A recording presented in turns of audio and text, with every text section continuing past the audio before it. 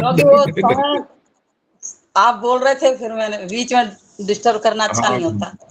ये ठीक है, ये तो अच्छी बात है। इसके लिए तो डरना चाहिए, वो तो कोई बात नहीं, बड़ी बात है, बढ़िया है। अच्छा, अब आज आज ये कोमल की बात ही नहीं कर रही है अभी तक, कमल कमल श्रीवास्तव जी। अब अगर बंदा बैठा हो सामने तो दिखाई देना कि बैठा है कि नहीं बैठा, वो ऑन करके चली गई क्या तो फायदा क्या फिर। अच्छा, ये आपकी वजह से जुड़ी है क्या मिथिलेश जी, कमल श्रीवास्तव? नहीं नहीं नहीं।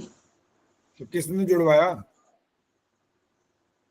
अच्छा, मैंने नहीं जोड़ा वैसे, कैसे बताऊं। ये कमल श्रीवास्तव जी जेंट्स हैं। आचार्य जी नमस्ते। हाँ, ये दीदी हैं जी। नमस्ते। कैमरा ऑन करो तो पता लगेगा, ऐसे नहीं पता लगता नमस्ते का। अच्छा अच्छा। इनके बारे में थोड़ा सा मैं बताती हूँ नमस्ते। आचार्य जी। ये ना, हाँ जी, ये नमस्ते आचार्य क्या जी। कहते हैं, वेदवती जी हैं। उन्होंने इनको मेरे साथ जोड़ा था मेरी संस्कृत की कक्षा में।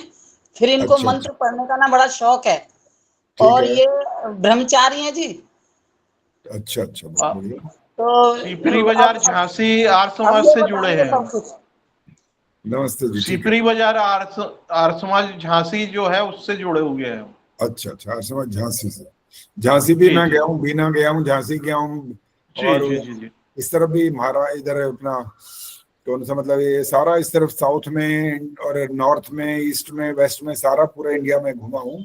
और आर्य समाजों में भी जाना हुआ, हर जगह तो नहीं जा पाए लेकिन कहीं कहीं जाना हुआ, वहां पर अपना परिचय खुद दे करके उनसे परिचय किया, और कभी उन्होंने मौका भी दिया तो छिली कुछ बोली है। तो वो भी ऐसा प्रयास चलता है। कमल, आपका नाम कमल श्रीवास्तव है जी? जी जी जी। अच्छा, थोड़ा और अपना परिचय दीजिए, छोटा सा, छोटा परिचय। आचार्य जी हम यहीं झांसी में रहते हैं और पहले अकाउंट्स का काम करते थे। बाद अच्छा में कुछ समस्याएं आई तो छोड़ दिया। अब हम करते कुछ नहीं है, घर ही में रहते हैं और आर्य समाज से जुड़े हैं। थोड़ा हमें बोलने में दिक्कत होती है तो हम मंत्र बोल नहीं पा रहे थे। आर्य अच्छा अच्छा समाज जाते हमेशा है लेकिन वो वहाँ जल्दी जल्दी बोलते हैं तो हम नहीं, हमें बचपन में तुतलाते थे। अच्छा। तो आज भी हम पूरे शब्द बोल नहीं पाते तो दीदी की अब हेल्प से हम मंत्र सीख रहे हैं। चलो, बहुत अच्छा, ठीक है जी। तो आर्य समाज में बचपन में जाते थे लेकिन? नहीं, आर्य समाज में हमारे पिताजी नहीं जुड़े थे। हमारे नाना मामा और मम्मी वगैरह जो थी, मम्मी के पक्ष के सब जुड़े थे आर्य समाज से। अच्छा अच्छा अच्छा, ठीक। सीप्रिया आर्य समाज जो है हमारे नाना के हाथ का ही बनवाया हुआ था। अ, तो अब ये बताओ कि एक आपने विवाह क्यों नहीं किया? विवाह, हम पढ़ाई थोड़ी सी हमारी वो रही कमजोर। हम पॉलिटेक्निक कर रहे थे, फाइनल ईयर के हो नहीं पाया और उसकी वजह से हमारी नौकरी वगैरह नहीं लगी तो फिर हम विवाह नहीं किए। हुआ अच्छा, फिर हुआ आपने? नहीं या किया नहीं, जो कुछ भी समझे। चलो, ठीक है। मदर फादर भी जल्दी यही खत्म हो गए थे। हम्म। अब 22-23 साल, 24-25 साल हो गए माता माता जी को खत्म हुए और पिताजी को खत्म हुए। तो अब आप तो परिवार में अकेले हैं कि कोई और साथ रहता है? हम अकेले रहते हैं। हमारे दो बड़े भाई हैं, एक बड़ी बहन है। अच्छा, सब झांसी में रहते हैं लेकिन सब अलग अलग हैं। अलग है ना। तो भोजन कौन पकाता है आपका? हम स्वयं बनाते हैं। वाह, क्या हुआ। चलो, ठीक है जी, परिचय तो थोड़ा सा होता है ना, तो मालूम पड़ जाता है भाई हम किनसे बात कर रहे हैं, और क्या उन्होंने अब तक कैसी कैसी योग्यता है उनके पास, और कितना उनको आता है, कितना और पूछना चाहते हैं, सीखना चाहते हैं, तो सारी बात पता लगने पर और स्पष्टीकरण हो जाता है बात का। हम अच्छा। आचार्य जी दर्शन वगैरह की क्लास भी अटेंड कर रहे हैं लेकिन संस्कृत ना आने जाने की वजह से हम कुछ नहीं उसमें समझ पा रहे हैं। तो ठीक है। हमारी सबसे पहली इच्छा ये है, आर्य समाज का सत्संग गुटका जो है हम्म, इसको पहले सीख लें, उसके ठीक है। बाद संस्कृत सीखें, फिर दर्शन सीख पढ़ेंगे। ठीक है जी, चलिए अब माइक बंद करिए, अब हम मंत्र पाठ शुरू कर रहे हैं, और विनय प्रभा जी आज माइक ऑन करो, और आपने मंत्र का उच्चारण करना है। और कौन सा मंत्र आपके ऊपर छोड़ते हैं, आप कोई भी, चाहे संध्या का, यज्ञ का, स्वस्ति वाचन का, शांतिकरण का, कोई भी। लेकिन अगर गलती हुई एक भी, तो फिर आपको 500 रुपये दान देने पड़ेंगे।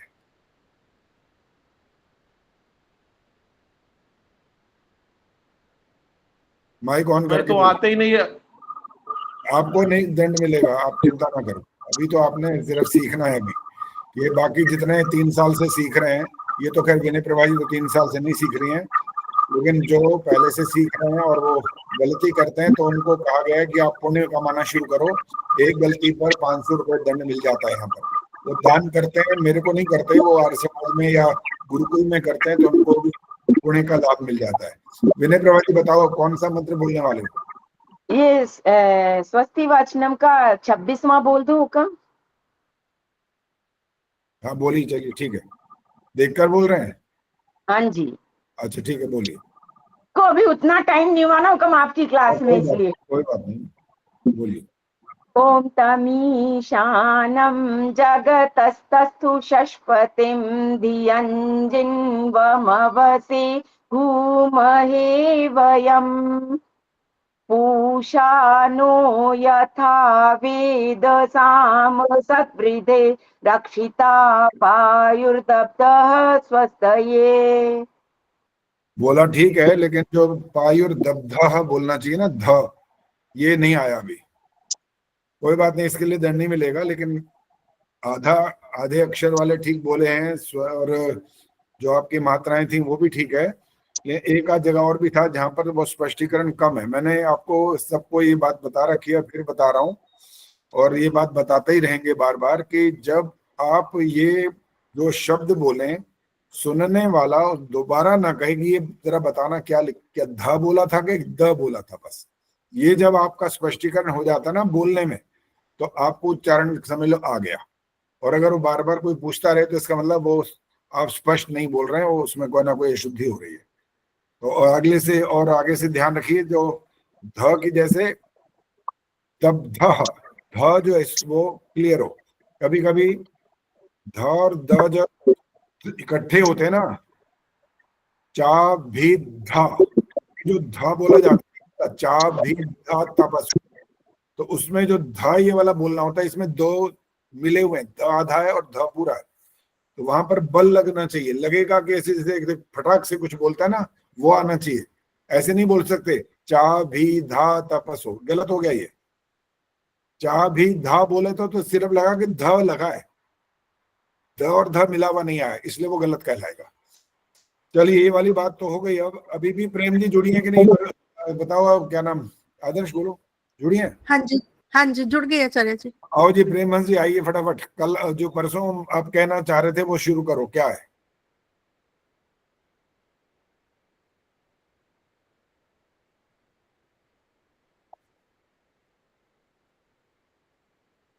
हाँ जी, कहाँ गई प्रेम जी? अरे जी वो अभी अपनी चेयर से उठ के जाती हुई नजर तो आई है, गेट कमरे के बाहर गई हैं। अच्छा अच्छा ठीक है, कोई बात नहीं, फिर उनसे बात करेंगे। वैसे वो मुझे लग रहा है वो ये श्लोक सुनाएंगी, अष्टौ गुणा पुरुषम दीपयंती, उम्मीद यही है। हाँ जी, आ गई आचार्य जी। आ प्रेम गई है? दीदी, हाँ जी प्रेम हंस जी, माइक ऑन करो। प्रेम दीदी माइक ऑन करो। हाँ जी, धन्यवाद जी। नमस्ते सबको, सादर नमस्ते आचार्य जी। नमस्ते। आचार्य जी मेरे कान में पड़ गई वही अष्टौ वाला ही, वही बनाना था जो वही वाला है ना। अब सुनो, पहले सुनो। देखो, जब हम यज्ञ की बात कर रहे हैं और उसमें जब अष्टांग योग को जोड़ रहे हैं, इन 8 अंगुल की संविधा को, तो ये तो है उसके साथ न्याय।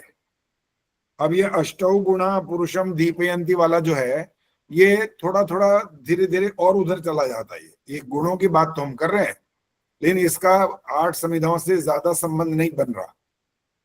और अगर 8 को जोड़ना शुरू करें तो 8 तो बहुत कुछ मिलेगा फिर हमारे को और भी। अष्टाचक्रा नव द्वारा ये भी बोला जाता है फिर तो। हाँ जी, हम इसीलिए केवल 8 पकड़ करके किसी को किसी के साथ जोड़ते हैं, ये न्याय संगत नहीं होता। ये उसमें दिया था ना अपनी आदर्श नित्य कर्म विधि में, तो हाँ, मैंने वहां से पढ़ के बोला था। ठीक है, मैं उसमें कोई आपत्ति नहीं है, 8 गुणों की बात तो ठीक है, लेकिन यहाँ जब हम 8 अंगुल की संविधा की बात कर रहे हैं ना, तो संविधा को आप बिल्कुल समर्पण करते हैं अग्नि के, और ऐसे अष्टांग योग जो है वो आपको समर्पण करना पड़ता है सब कुछ, इसलिए उसका इसके साथ संबंध बनता है, इसका ज्यादा संबंध नहीं बनता है।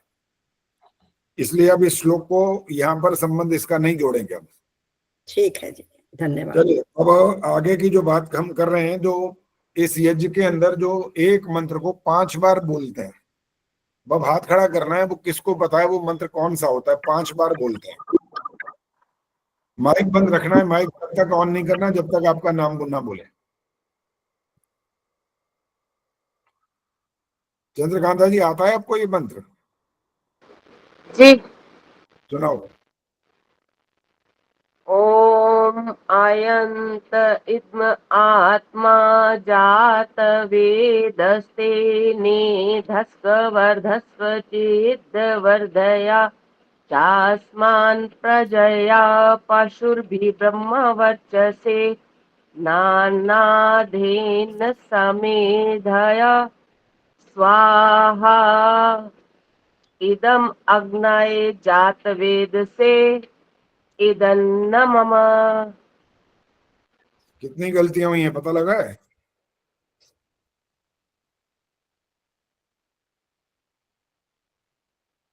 हाँ जी, जवाब दो फटाफट। पता नहीं। लगा कि नहीं? नहीं।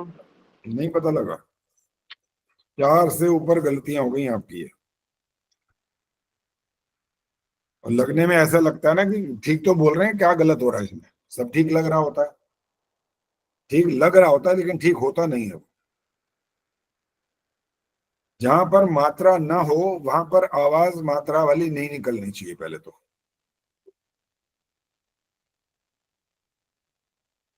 अभी मैंने बोला था द और ध जब इकट्ठा आएगा तो उसमें बल लगना चाहिए उस जगह पर, वर्धस्व।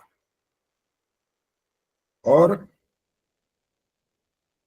ना द्येन, ये द्य जो है द्य, ये और स्पष्ट होना चाहिए।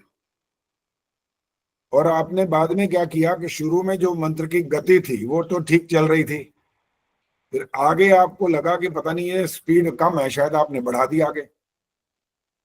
तो स्पीड बढ़ानी नहीं होती है। कर्म कांड में जो हमारी जो गति है मंत्रों की, वो सामान्य होनी चाहिए। अब 2 और बातें बची, वैसे तो 3 और बची हुई हैं। ये 3 बातें गति के संबंध में कौन बताएगा? 3 बातें और हैं जो गति से संबंध रखती हैं।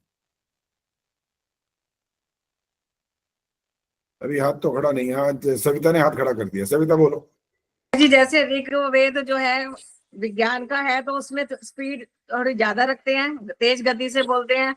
और यजुर्वेद कर्म कांड है तो उसके में गति धीमी रखते हैं। और अथर्ववेद भी बहुत फास्ट बोलते हैं क्योंकि वो विज्ञान का है। और सामवेद उपासना का है, उसको बहुत ही धीमी गति से बोलते हैं। यजुर्वेद के लिए धीमी गति बोलना वो गलत हो गया। धीमी नहीं बोलते, इसको बोलते हैं मध्यम गति, सामान्य। ठीक है ना, धीमी ना तीव्र, दोनों के बीच में जो सामान्य। और आपने ऋग्वेद का जो विषय बोला वो भी विज्ञान बोल दिया, और अथर्ववेद का भी यही बोल दिया, दोनों का सेम। दोनों की गति ठीक है, वो तो तीव्र गति है, लेकिन विषय अलग अलग है। पहला है ज्ञान। ऋग्वेद ज्ञान, खाली ज्ञान का ही।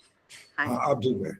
ज्ञान, कर्म, उपासना, विज्ञान, और उनकी गति का तरीका। पहली गति में क्या है? ऋग्वेद में तीव्र गति, यजुर्वेद में सामान्य, सामवेद में विलंब, और अथर्ववेद में तीव्र।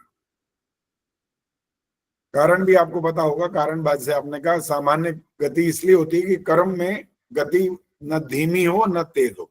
सामान्य गति से कर्म करना चाहिए, चाहे वो सांसारिक हो चाहे आपका यज्ञ आदि कर्म हो, उन दोनों में गति सामान्य। और विलंब गति किसमें है? गार्गी गुप्ता बताएंगे, और उसका मतलब क्या होता है वो बताएंगे। विलंब गति किसमें, अभी बात हो चुकी है। विलंब गति किसमें आई है? कौन से? आचार्य जी, अथर्ववेद में आई है विलंब गति। गलत उत्तर हो गया। विष्णु प्रिया जी बोलो। जी सामवेद में है। हाँ, क्यों आती है विलंब गति, किस लिए? इसको गंधर्व शास्त्र से है, उसको लहरा करके बोलते हैं, इसलिए धीरे धीरे उसको बोलते हैं। आधा उत्तर लगभग ठीक है। हाँ जी, रही वाला जी बोलो। आचार्य जी, इसको गायन में बोलना चाहिए, सामवेद के मंत्रों को गायन में। कारण क्या है? कारण क्योंकि विलंब गति बताई आपने, जैसे तो उसमें गायन में अपने आप ही विलंब हो जाए। ये कारण थोड़ी हुआ, ये तो एक नियम बताया गया कि उसको गायन में करो विलंब गति में, ये तो नियम बता रहे हैं ना, कारण नहीं बताया आपने। आदर्श मेहता बोलेंगे। आचार्य जी, क्योंकि हम ईश्वर की उपासना करते हैं, ईश्वर के समीप होते हैं, इसलिए धीमी गति में।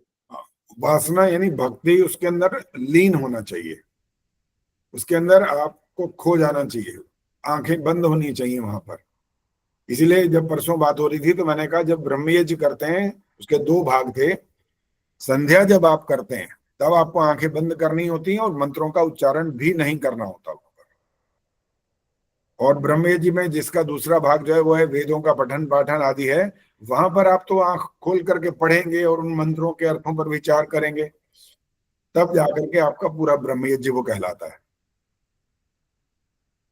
हाँ जी, गीता कुछ और बोलना है कि इसके अलग, या वही दोहराना है? दोहराना नहीं है, कुछ और बोलना है तो बोलो। अच्छा, कह रहे नहीं कुछ कहना।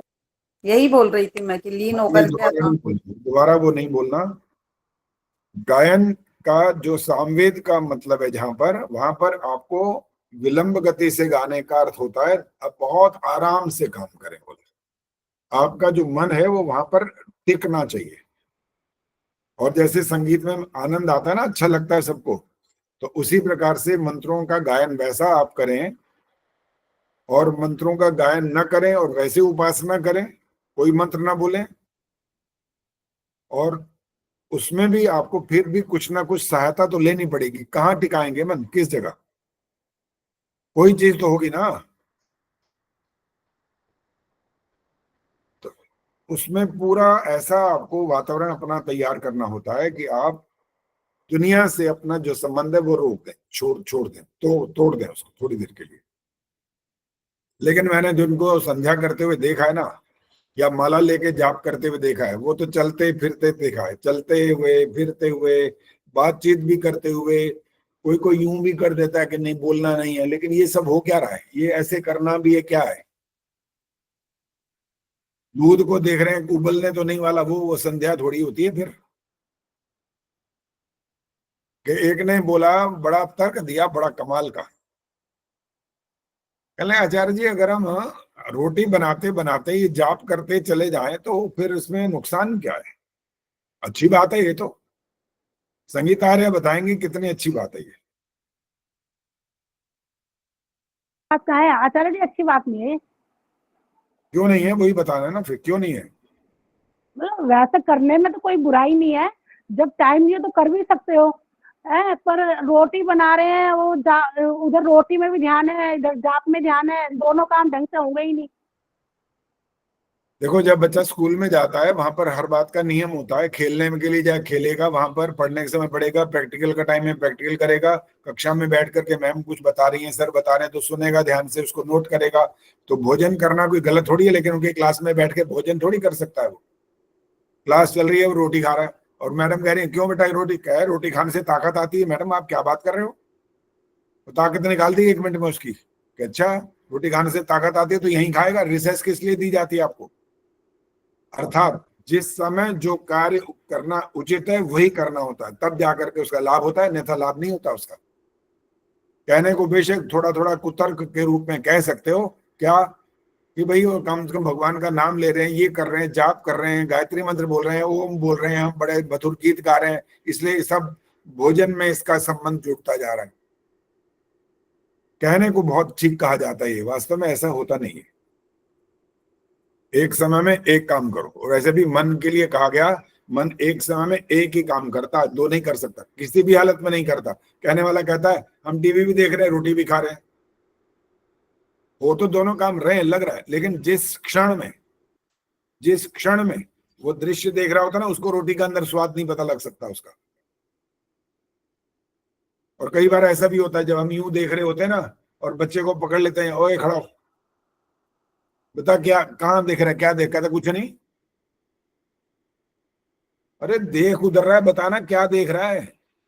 वो दीवार पर कोई कीड़ा मकोड़ा चल रहा है, क्या चीज है, क्या कुछ तो होगा? कहता नहीं कुछ नहीं।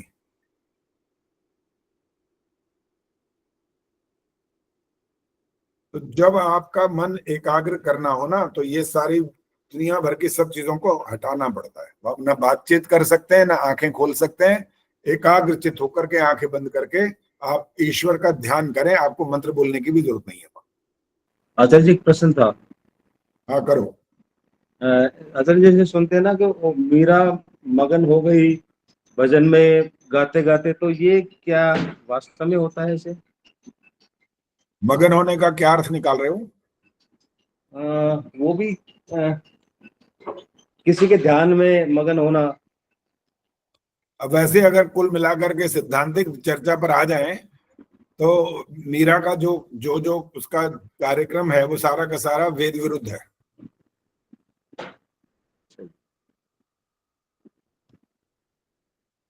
वेद विरुद्ध इसलिए है कि जहां पर ईश्वर की उपासना करनी हो वो तो कृष्ण की उपासना में लगी हुई है। मेरे तो गिरधर गोपाल दूजा ना कोई, दूल्हा भी मेरा वही बन गया, बताओ शादी करी क्यों फिर? तो जो जिस समय का जैसा जैसा आपका जीवन का जो भाग चल रहा है उसके अनुसार आपका कर्म होना चाहिए ना, तब वो ठीक कहलाता है। कहने को तो दुनिया में बहुत सारे लोग हैं जो कहते हैं हम तो आस्तिक हैं, भगवान को मानते हैं, ईश्वर को मानते हैं। ठीक है, कैसा मानते हो भाई? मैं कहा वो आता है, जब हम बोलते हैं आ जाता है वो। अच्छा कैसे आता है? मतलब आ जाता है का मतलब समझाओ, क्या कैसे आ जाता है वो? जैसे हम दिखाई दे रहे हैं ऐसे ही दिखाई देने लगता है, कहना और क्या? अच्छा ऐसे दिखने लग जाता है? वो पैदा होता है कि ऊपर से टपकता है, क्या होता है? कहने जी वो तो प्रकट होते हैं बस। अब प्रकट होते हैं, बताओ कब क्या किसके साथ क्या बात करें? बताओ कोई आज तक ऐसा कभी देखा किसी ने प्रकट ऐसे हो गया हो कोई? जब तक वो पैदा नहीं होगा, जन्म जितने छोटे से बच्चे के रूप में जब तक जन्म नहीं होगा, प्रकट हो जाते हैं। कैसे प्रकट हो जाते हैं भाई? कहां से आएंगे? प्रकट होने का मतलब क्या निकला? कहां से आएंगे? आकाश से ऊपर से नीचे आएंगे? कहां धरती में से निकलेंगे? करें कहां से होंगे आखिर? कोई जवाब नहीं उनके पास किसी भी तरह का इस बारे में। सिर्फ इतना है, हमारी श्रद्धा है, ये उत्तर है उनका। गीता बताएंगे श्रद्धा, ये श्रद्धा, इसको श्रद्धा क्यों नहीं कह सकते, क्या कारण है? इस वाक्य को जो उन्होंने बोला, ये तो हमारी श्रद्धा है जी, हम तो कहते हैं वो आते हैं वो आ जाते हैं, बस श्रद्धा कह रहे हैं वो, लेकिन इसको वास्तव में श्रद्धा नहीं कह सकते। क्यों? आचार्य जी श्रद्धा तो मन की आंतरिक भावनाओं से ही अगर कर रहे हैं और हमें महसूस हो रहा है आत्मा में, तो वो श्रद्धा कहलाती है, बाकी ये कोई श्रद्धा नहीं है। बिल्कुल गलत उत्तर है ये। अब हाथ तो नीचे कर लो। नहीं आचार्य जी एक बात और पूछना चाह रही थी मैं। अरे अभी नहीं, पहले ठहर जाओ, अब बाद में पूछना, पहले इसका उत्तर चाहिए जी। जो इस बात को श्रद्धा कह रहे हैं कि हमारी श्रद्धा है, हम तो ऐसा मानते हैं ईश्वर प्रकट होते हैं, आते हैं, हम बुलाते हैं, वो आ जाते हैं। तो हम श्रद्धा का पूछना चाह रहे हैं कि श्रद्धा का ये वास्तव में ये अर्थ हो सकता है कि नहीं हो सकता? अंजू बताएंगे। आचार्य जी श्रद्धा का अर्थ होता है कि सत्य धार्यते इति श्रद्धा, कि मतलब जो हम सत्य को धारण करें, जो सत्य है। ये सत्य तो नहीं है कि कृष्ण प्रकट हो जाएंगे, ये सत्य नहीं है। तो इस तरह से ये इसका अर्थ गलत है। बिल्कुल ठीक कहा आपने। और वैसे भी श्री कृष्ण भी बकायदा पैदा हुए थे भाई, वो भी पैदा ही हुए थे, राम भी पैदा हुए थे, जिनको भी भगवान आप उपाधि दे दो कोई बातें दी जा सकती है, लेकिन वो सब पैदा हुए हैं, कोई ऊपर से तो आया नहीं है, सब पैदा हुए हैं। नियम है, सृष्टि का नियम है, ईश्वर का नियम है, अटल नियम है, कोई माई का लाल इसको बदल नहीं सकता। मनुष्य का तो जीवन इसी प्रकार से ही प्रारंभ होता है, माता और पिता से।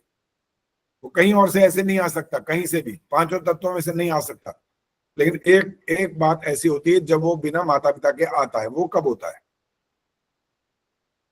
विनय प्रभा जी बोलो। आचार्य जी एक चीज पूछ रही थी, अभी आपने बताया ना हमें को कि एक समय में एक काम ही चित्त होकर डूब कर करना चाहिए। आवाज बंद हो गई, आवाज नहीं आ रही, बोलो।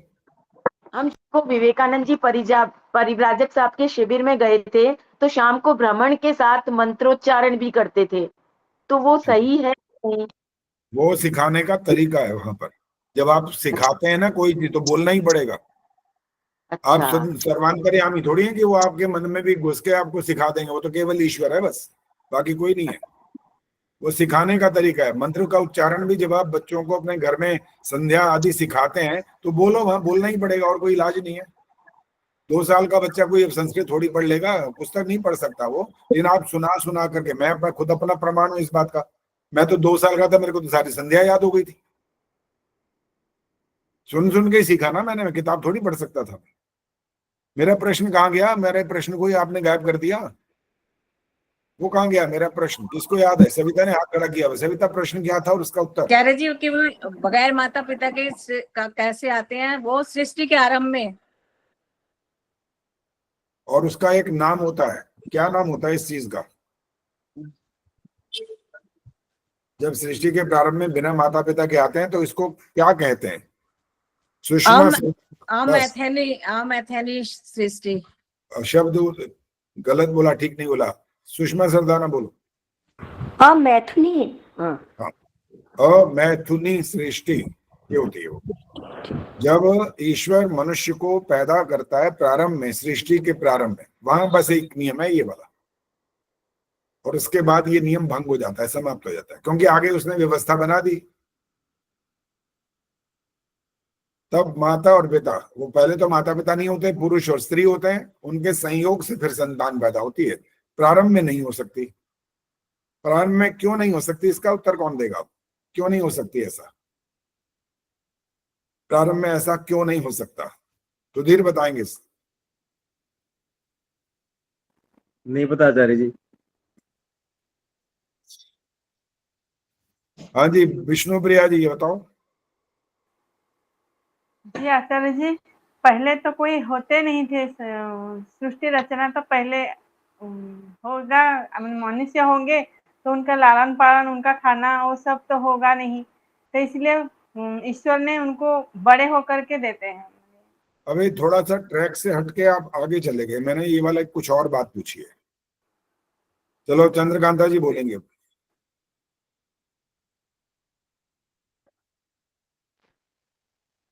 ये नियम जो ईश्वर ने सृष्टि के प्रारंभ वाला बना रखा है, ये ऐसा बनाया क्यों? क्या कारण क्या इसका?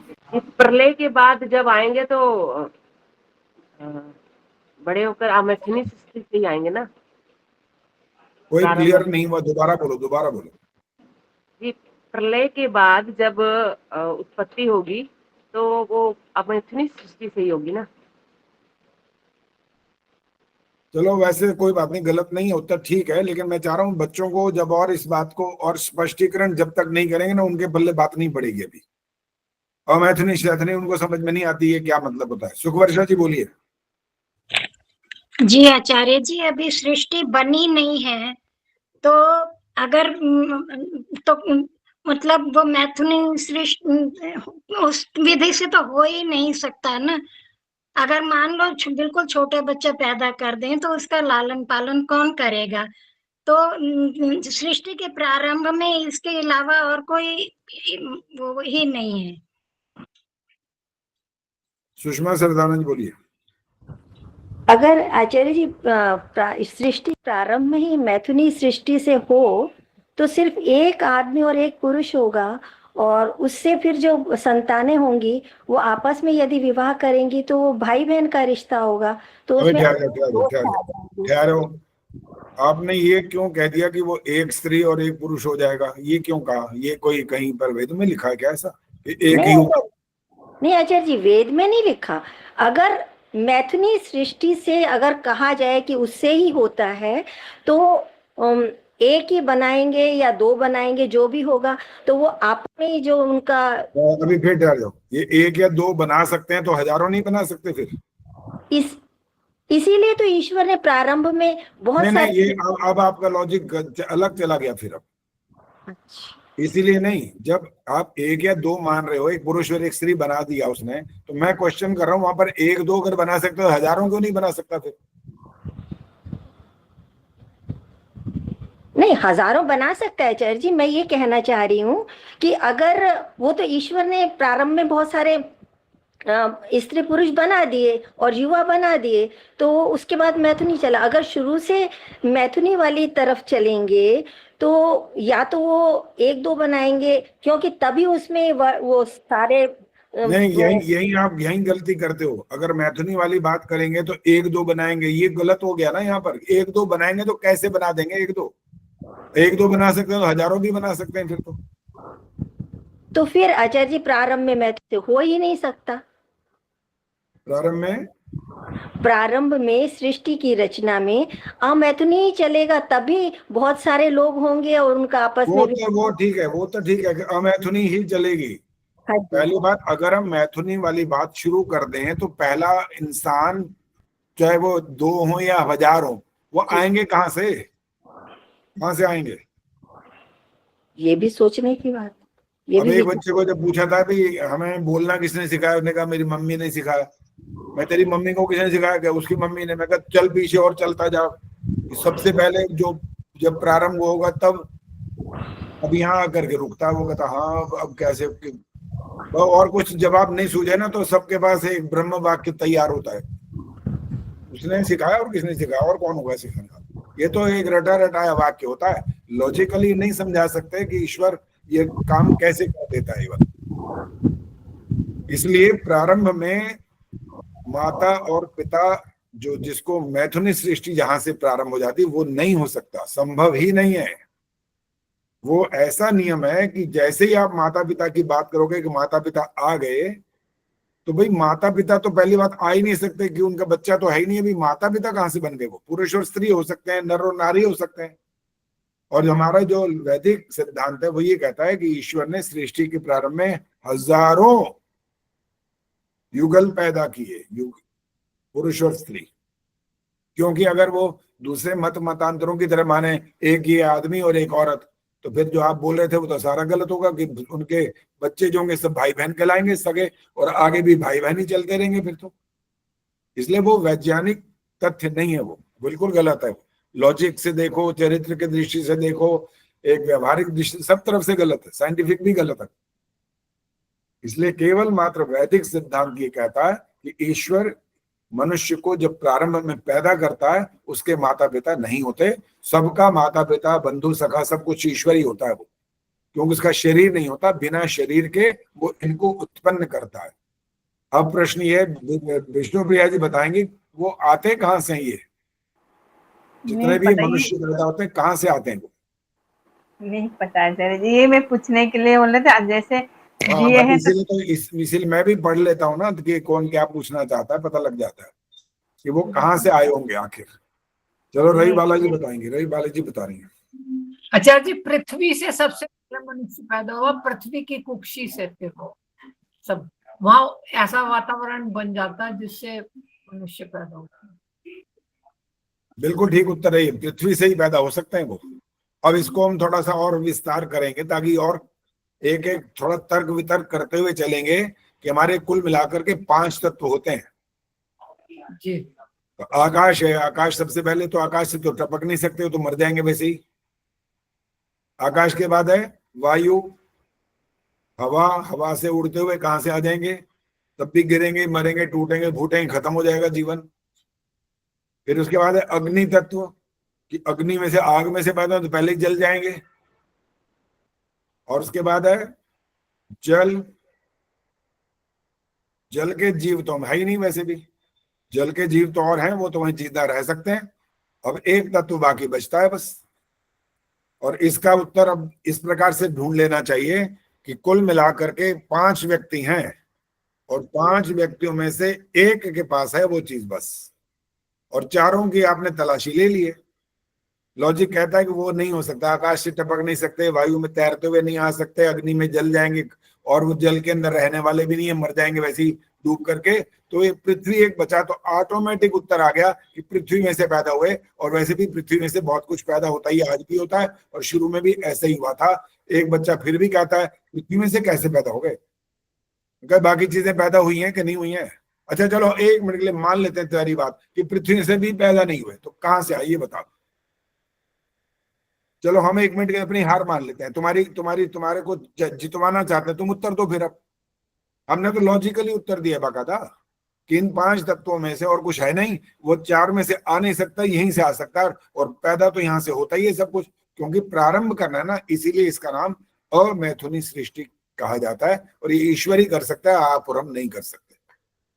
बच्चे का वो क्वेश्चन गलत हो जाएगा कि हम नहीं मानते पृथ्वी में से पैदा हो सकता है, तो उसको पड़ जाओ उसके पीछे, तू बता फिर वो कहां से आया, बस कोई जवाब नहीं होगा उसके पास,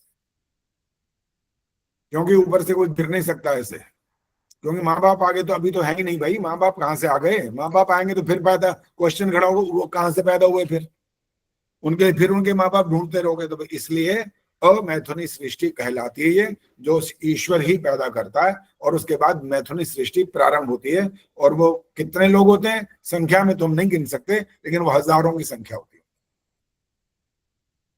और उसके बाद जो आज शक्ल उकल देखते हैं, परिवर्तन हो जाता है, कोई नाक छोटा, किसी का बड़ा, किसी के दांत बड़े, किसी का आंख बड़ी, किसी का कुछ बड़ा, ये सब जो कुछ होता है ना, वो एनवायरनमेंट के कारण से बदल जाता है, क्योंकि सब धीरे धीरे कोई कहीं रहता है, कोई कहीं चला जाता है। ये सब खान पान व्यवहार और सारा वातावरण, इससे फर्क पड़ता है इस बात का। और कमाल की बात तो ईश्वर की ये है कि सारे के सारे पूरे दुनिया में सब एक ही तरह ढंग से पैदा होते हैं, फिर भी कमाल तो होता है कि शक्ल नहीं मिलती किसी की। ये शक्ल मिलने लग जाए ना, तो फिर सुनो जरा क्या होता है। एक कहानी सुनाते हैं आपको जरा, सिर्फ ये दृष्टांत समझने के लिए, वास्तव में ऐसा होता नहीं है, लेकिन समझना होता है ना, तो कभी कभी ऐसे दृष्टांत देने पड़ते हैं। एक बंदा नाराज हो गया ईश्वर से, गालियां निकाल रहा है उसको, तो आ गया भगवान सामने आ गया। हाँ भाई बोल, क्या बात है, क्या तुम कौन हो? ने कहा जिसको गालियां निकाल रहा था वही हूं। पहले तो डर गया, कहने लगा माफ कर दो, कि माफ आप कोई बात नहीं, छोड़ दिया वो सब, कोई बात नहीं। तो गाली निकाल किस ले रहा है, क्या दिक्कत क्या है तेरे को? कहने लगा जी देखो, अगर आप मुझे अभय दान दो तो मैं आपको बात बताऊं, और तुम मेरी बात सुनते मेरे को मार डालो तो फिर फायदा क्या? ने कहा तेरे को अभय दान दे तो बोल, अब तेरे मन में जो कुछ है बोल दे, कोई बात नहीं, गालियां भी निकाली, हमने माफ कर दिया ना इसके लिए, कोई बात नहीं, बता। मैंने कहा ऐसा ही जी, तुमने दुनिया बनाई है, ऐसी दुनिया बनाते हैं, क्या बनाया तुमने? वो तुमने कहीं तो ऐसा बनाया समुद्र, उत्तरी की मीलों मील अंदर पानी भरा पड़ा है, समुद्र बना दिया इतना गहरा, और कहीं तुमने क्या रेत ही रेत फैला के रखी हुई है बताओ, और कहीं तुमने वो पहाड़ बनाया ऐसे कि बंदा ऊपर से गिरे तो उसकी हड्डी पसली नहीं मिलेगी। ये क्या है, ये उबड़ खाबड़ सब तुमने करके रखा हुआ है, कोई समतल कोई ठीक से है भी सही कुछ? बेकार है तुम्हारी दुनिया, बेकार बिल्कुल। तो भगवान ने पूछा तू चाहता क्या, ये बता। मैंने कहा मैं ये चाहता हूँ सब बिल्कुल ऐसा सपाट सीधा सीधा समतल हो, बस मैं तो ये चाहता हूँ। अच्छा तो एक काम कर, फिर तो मैं तेरे को शक्ति देता हूँ, तू बना ले, बना अपनी दुनिया, मुझे कोई आपत्ति नहीं है, तू बना ले, लेकिन एक शर्त है मेरी। कहता जी बोलो क्या शर्त है? उन्होंने कहा जो मैंने बना रखा है मैं समेटूंगा सारा, पहले ये तेरे को नहीं मिलेगा इनमें से कुछ भी, बनाएगा तो शक्ति दे दूंगा, बना दूं, लेकिन ये जो इतना गहरा, ये इतने पहाड़, ये और ये सब, ये नहीं दूंगा। ठीक है बड़ा अच्छा है, तो मजा आ गया, तो और क्या चाहिए मेरे को? मैं तो चाहता था ये है ही बकवास सारा, ये तो पहले तुमने कह दिया मैं उठा लूंगा इसको, तो बड़ी अच्छी बात है। तो वो भगवान ने शक्ति दी और इसने अब दुनिया बनानी शुरू की। सुनो क्या बनाया, बना दिए, इंसान बना दिए, बाकी की बात छोड़ो, इंसान से ही संबंध है इस बात का, तो इसे इंसान की बात करें। इंसान बना दिए जी उसने। कैसे बनाए? जैसे आपने रोबोट देखा है कभी? बिल्कुल ऐसा, ये ऐसे ऐसे नीचे ऊपर सब तरफ वो चौरस, ऐसे बिल्कुल सपाट, सब तरफ से सपाट बना दी। बहुत सारे इंसान बना दिए इसने, उसकी फैक्ट्री लगी हुई थी, उन्होंने बना दिए, खूब सारे बन गए। ये राजा बन के बैठ गया, इनका काम शुरू, दुकानदार अपनी दुकान चला रहे हैं, वो सब कुछ अपने अपने काम कर रहे हैं सब लोग। अभी थोड़े दिन हुए थे, क्या हुआ जी, एक झगड़ा आ गया इनके पास, पहुंच गए झगड़े वाले दोनों लोग। तो इसी राजा ने पूछा भाई क्या बात है भाई, किस बात पे लड़ रहे हो, क्या बात है? वो दुकानदार था, वो कहने लगा ये कल आया था मेरे पास, ये मेरे से इतने पैसे का सामान ले गया। आज जब मैंने इसको कहा भाई पैसे दे, कहता मैंने लिया ही नहीं है। बता भाई क्या बात है, तूने अगर सामान लिया तो पैसे क्यों नहीं देता? कहने मैंने जब लिया नहीं तो मैं कैसे पैसे दूं? बात क्या है भाई, ये भी नहीं, ये अपनी बात कर रहा है, ये अपनी बात कह रहा है, तो करें क्या? मैंने कहा अच्छा मुझे कुछ समझ में आ गई ये बात, समझ गया ये दोनों के दोनों ना एक जैसे ही दिख रहे हैं असल में। वो समझ रहा है कि ये ले गया था, कोई और ले गया होगा, तो दोनों तीनों चारों जो भी हैं सब एक जैसे ही दिख रहे हैं, कोई फर्क ही नहीं नजर आ रहा। तो उसने एक ऑर्डर निकाला जी, सब के सब 10 बजे मेरे ऑफिस में आ जाओ सब, और अपने मंत्री को कह दिया ठप्पे बनाओ, इनके मत्थे पे मारो, यहाँ पे ठप्पा लगाओ, सब पूछो नाम पूछो, ठप्पा लिखो, ठप्पा ठा ठोक दो इनके यहाँ पे। सबका नाम लिखा होगा, आप देखें क्या बकवास करता है कोई। काम शुरू, अगले दिन, तीसरे दिन, 4 दिन, 5 दिन, एक हफ्ता गुजरा, और फिर लड़ाई झगड़ा फिर शुरू। फिर पहुंच गए कि भाई क्या बात हो गई, ये देखो जी, ये देखो ये ऐसे पैसे हमारे ऐसे मना कर रहे हैं, पैसे दे नहीं रहे, ये लड़ाई हो रही है इस बात की। तो उनने यूं देखा ध्यान से, कहने अरे इनके तुमने ठप्पे लगाए थे, वो कहाँ गया? वो ठप्पा तो नहाने धोने में उतर गया 2-4 एक हफ्ते के अंदर। अभी राजा था ना, इनने कहा ठहरो अब पक्का इंतजाम करता हूँ, ये ठप्पे भी उतार के बैठ गए, बताओ इस सारा काम ही गड़बड़ हो गया। तो अब उसने क्या करा, ऑर्डर निकाला। बचपन में आपने लिखी है तख्तियां, कलम से तख्तियां मंगवाई, फटाफट तख्तियां मंगवाई, उनमें पट्टा सा डाला और गले में लटकाया, और सबका नाम पता सब लिख दिया कि चलो जाओ भागो। सब चले गए। अब हुआ क्या, ये 2 दिन तक तो इन्होंने सहन कर लिया। वो फट्टियां क्या है, वो तख्तियां जैसे ही हिले डुले, वो ठोके इनको यहाँ पर, इनके यहाँ तो खून निकलने लग रहा है, तोड़ ताड़ के फेंक दिए। फिर पहुंच गए। अब पहुंचे तो वो कह रहा है अरे तख्तियां कहाँ गई? वो महाराज ये तो हमारे बस की नहीं है तख्तियां लटकवाना, हमारे खून निकल रहा है, बच्चों की ऐसी फिर गई, तो यहाँ पर निशान पड़ जाते हैं उनके, आप क्या कर रहे हो ये सब?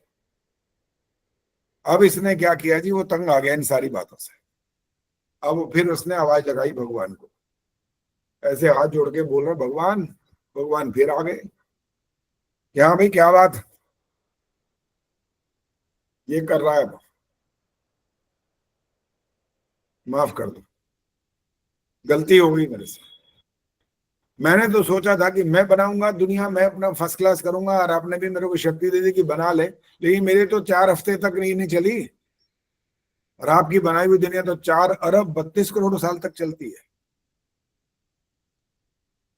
तो भगवान ने उसको कहा कोई बात नहीं बेटा, तुमने ये समझा था कि तुम जो कुछ करोगे ना, तुम तो करोगे बिल्कुल बढ़िया, और मेरे को तुमने समझ रखा था कि मुझे तो कुछ आता ही नहीं है जैसे। तो जो आप यज्ञ करके जब पूर्णाहुति करने की बात करते हो और वहां पर एक मंत्र का पाठ कर ले होते ना, अंजू चौधरी सुनाएंगी वो मंत्र कौन सा है? आचार्य जी वो पूर्णमिदम वाला यही है। तो ये मुझे बीच में शायद मैं अटक सकती हूँ। ओम पूर्णमदः पूर्णमिदं पूर्णात् पूर्णमुदच्यते पूर्णमादाय पूर्णमवशिष्यते, इतना ही आता। ओम सर्वं पूर्णं। आगे क्यों बोला? मैंने एक बोला था सर्वै पूर्ण, सो आगे बोलना, गलत बोल दिया सारा। आगे अशुद्ध हो गया पूरा। माइक बंद करो, प्रेमन जी सुनाएंगे अब। ओम पूर्णमदः पूर्णमिदं पूर्णात् पूर्णम् उदच्यते पूर्णस्य पूर्णम् आदाय पूर्णमेवावशिष्यते। ठीक सुनाया, बिल्कुल ठीक है, लेकिन संधि विच्छेद मत करो। 2 जगह संधि विच्छेद किया आपने। ओम पूर्णमदः पूर्णमिदं पूर्णात् पूर्णमुदच्यते पूर्णस्य पूर्णमादाय पूर्णमेवावशिष्यते। इसके बाद जो आप बोल रही थी ना अंजू, वो सर्वमयी पूर्णं स्वाहा 3 बार इस मंत्र से आहुति देनी होती है। और वो कोई आर्य समाजी इस बात को मानने को तैयार नहीं है कि वो किस चीज से देनी होती है। सब के सब ऐसे हैं, उनको पूछा गया भाई आप ये बात मानते क्यों नहीं हो, तो उन्होंने कहा जी ऐसा है जी, ये सब के सब हैं चौधरी, सारे चौधरी हैं। किसी को पूछ लो प्रधान है तो वो भी चौधरी है, मंत्री है वो भी चौधरी है, और सामान्य व्यक्ति वो भी चौधरी है, कोई मानने को तैयार नहीं है। तो ऐसे ही था, बिच्छुओं की लाइन जा रही थी, बिच्छुओं की। बिच्छू समझते हो, जब पकड़ काटता है ना तो मर जाता है कभी कभी इंसान, इतना भयंकर जहर होता है। तो ऐसे वो पूरी लाइन यूं जा रही है और एक आदमी बड़े ध्यान से देख रहा है, तो दूसरा एक सामने आया, कहता भाई एक बात बता देगा क्या, ये बता, ये इतने सारे लाइन बिल्कुल ठीक लाइन में चल रहे हैं ये, तो ये बता इनमें से चौधरी कौन सा है। मैंने कहा मैं बताऊं कि हाँ, तो किसी को हाथ लगा के देख ले, किसी को हाथ लगा के देख ले, वो बताएगा चौधरी कौन है। तो हमारे समाजों में भी यही हालत हो रही, सब के सब चौधरी हैं कि उनको बोलो ये लिखा है वहां पर संस्कार विधि में लिखा हुआ है ये बात, श्रुवा को घृत से भरकर 3 बार एक ही मंत्र से आहुति देवें। श्रुवा को घृत से भर के, इससे ज्यादा स्पष्ट और कुछ हो सकता है? कोई मानने को तैयार नहीं है। कहेंगे वाह गुणाहुति तो हम सब करेंगे, जितने लोग बैठे हैं सबके सब आएंगे और अच्छी वाली अग्नि जलती हुई को बुझा देते। एक ये दोष ये वाला, पहला दोष वो कि सब उसको सामग्री सहित डाल रहे हैं, वो गलत, और अपने अग्नि बुझा दी और बड़ा दोष। नहीं कर सकते ऐसा, गलत होता है।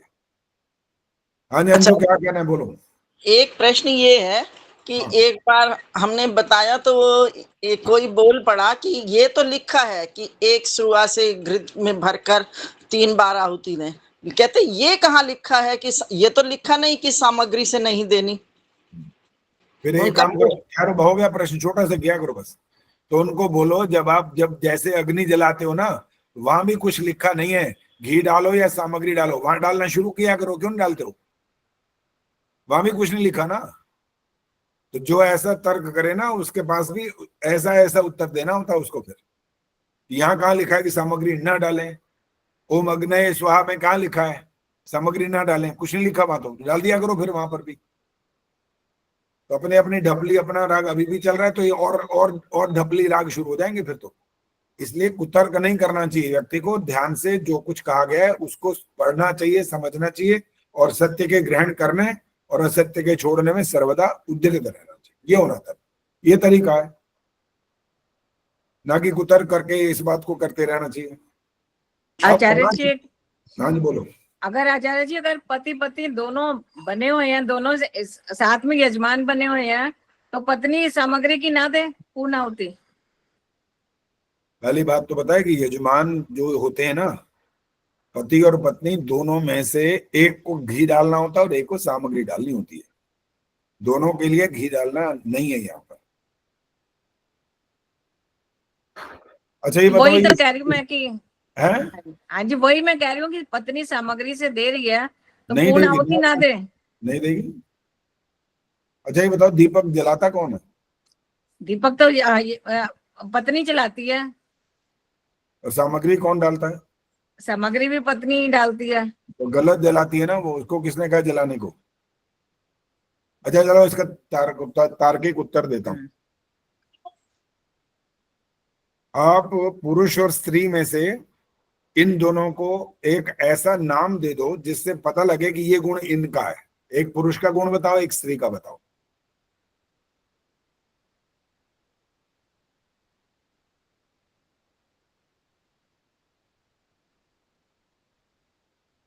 सुषमा सरदाना जी बोलो, कुछ बोल तो रहे हो, बोलो।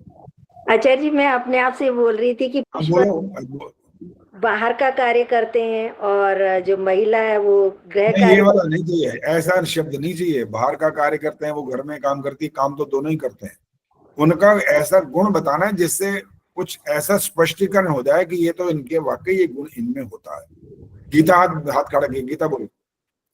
ये पुरुष का हृदय कठोर होता है और स्त्रियों का कोमल होता है। पद्मा चावला जी बोलो। आचार्य जी, पुरुष जो है वो शक्ति का प्रतीक। विष्णु प्रिया जी बोलिए। वही मैं बता रही थी आचार्य जी कि वो शक्तिशाली होते हैं, और जो महिला दोबारा नहीं बोलना होता, दोबारा नहीं बोलना। जो एक ने बोल दिया वो दोबारा उत्तर बिल्कुल नहीं चाहिए। जी आचार्य जी।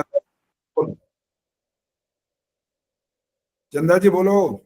जी आचार्य जी, पुरुषों को महिलाओं की तुलना में पुरुष अधिक शक्तिशाली माने गए हैं, इसलिए पुरुष जो है वो घी से आहुति देते हैं। और नहीं, ये मैंने नहीं पूछा, ये प्रश्न नहीं किया था मैं। उनका गुण बताओ बस, दोनों का अलग अलग, और छोटा सा शब्द है बस, जैसे पहले भी कहा था ना। अब और नहीं बोलना, और नहीं बोलना। आचार्य जी मैं बताऊं? अभी रुक जाओ, पहले सुषमा गुलाटी। स्त्रियां ज्यादा सहनशील होती हैं और पुरुषों में इतनी सहनशीलता नहीं होती, वो थोड़े क्रोधित स्वभाव के होते हैं। ज्यादा नहीं बोलना। शशि गुलाटी बोलो। नमस्ते आचार्य जी। पुरुष मुख्य, परिवार का मुख्य होता है, और बस यही बोलना था कि पुरुष मुख्य ही होता है। इंदिरा डांगरी जी बोलिए। आचार्य जी मैं बताऊं? मेरे को व्याख्या नहीं सुननी, सिर्फ एक एक शब्द सुनना है, सिर्फ एक एक शब्द बस। पहले भी बोला था और आप उस बात को बिल्कुल ध्यान नहीं देते हो। मैं प्रश्न क्या करता हूँ, आप पता नहीं कहाँ घुमाते रहते हो इधर उधर। एक एक शब्द बोलना है बस, उनके गुणों के बारे में, सिर्फ एक शब्द इधर एक शब्द उधर बस। इंदिरा जी बोलिए।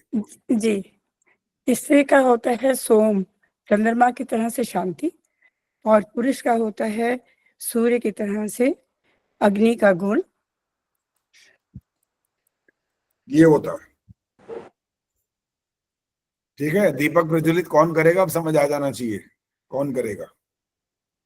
जब आप ओम अग्नये और सोमाय बोलते हो ना, ये इन्हीं के लिए बोला जाता है। अग्नये बाईं तरफ जब आप डालते हो आहुति, वहां पर उत्तर दिशा में, और वहां पर उस समय अग्नि का प्रतीक चंद्र वो है आपका ध्रुव तारा, और सोम वो जो राइट सीधी आठ की तरफ होता है, दाईं ओर डालना, वो शांति का प्रतीक है। सोम माने जो आपको शांत करता है। और उसके बाद ये दो आहुतियां डाली जाती हैं बीच में। इन दोनों आहुतियों वाला मंत्र सुनाओ, और उसके बाद ये बताओ कि ऐसा क्यों किया जाता है। दोनों आहुतियों वाला मंत्र पहले सुनाओ। कौन सुनाएगा, हाथ खड़ा कर देना। सुषमा गुलाटी सुनाओ।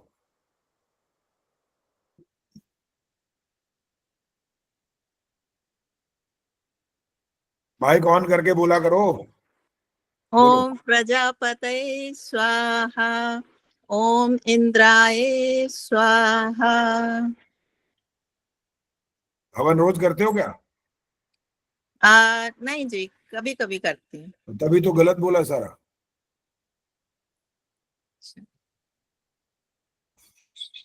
संगीता आर्या।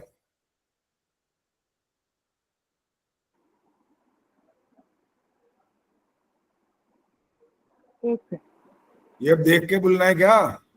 हाँ जी। बिन देख के नहीं बोलना। आचार्य जी याद है, पर वो फिर देख कर नहीं बोलना बस। तभी हाथ खड़ा दे रहे हैं। गीता सुनाओ। ओम प्रजापतये स्वाहा, इदं प्रजापतये इदं न मम। ओम इंद्राय स्वाहा, इदं इंद्राय इदं न मम। ये बताओ, नहीं बात ये तो ठीक है, आपने बिल्कुल सही सुनाया। सुषमा गुलाटी ध्यान से नहीं सुना पाई, उन्होंने बस स्वाहा करके छोड़ दिया। भाई पूरा मंत्र सुनाना होता है। जब पूरा आपका दो मंत्र हैं वो वाले सुनाने थे, तो उसको पूरा भाग भी बोलना था, और वहां ये भी देखना था कि आप कहाँ रुकते हैं और कहाँ नहीं रुकते, ये भी देखना था। हाँ तो जी, कल मैंने फेसबुक पर, आगे नहीं बोल, पहले सुन लो। फेसबुक पर मैंने देखा कि ये जो हो रहा है, करा रही है, कोई करा रही है, ठीक है, नाम नहीं बोलूंगा उनका, वो क्योंकि थोड़ा विदुषी भी हैं।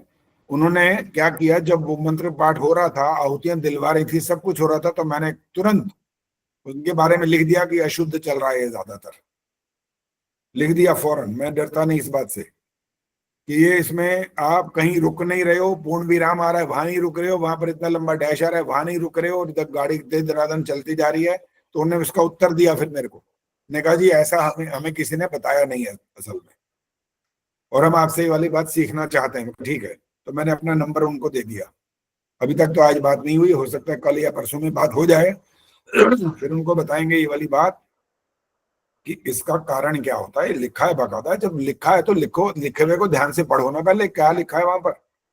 अब ये वाली बात इतनी तो समाप्त हो गई कि जहां पर पूर्ण विराम हो वहां रुकना है, जहां लंबा सा डैश है वहां रुकना होता है, ये वाली बात इतनी। और बाकी बात ये थी कि ये बाहुतियां दोनों बीच में क्यों दी हैं, एक उत्तर और दक्षिण, ये दक्षिण हो गई ना, तो पूर्व और पश्चिम में क्यों नहीं दी गई, क्या बात है, क्या कारण इसका?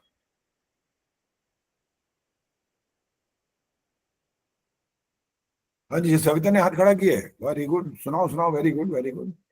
आचार्य जी, जो प्रजापति वाली है वो प्रजा पालक के लिए है, इसलिए बीच में होती है, और जो इंद्राय वाली वो प्रजा के लिए होती है, इसलिए वो बीच में होती है। पहली प्रजा पालक के लिए और दूसरी प्रजा के लिए। तो बीच में डालने से क्या मतलब निकलता है फिर इसका?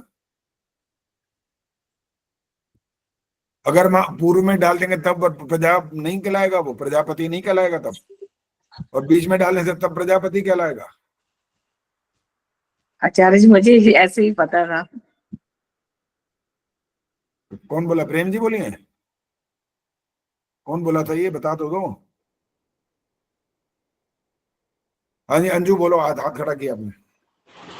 आचार्य जी, ये जो बीच में आहुति डालते हैं, हमने जो पहले दाई बाई डाली वो समीधा को, ताकि अग्नि चारों ओर से प्रज्वलित हो जाए, वो उस तरफ डाली, और बाकी आहुतियां सब बीच में ही डालते हैं।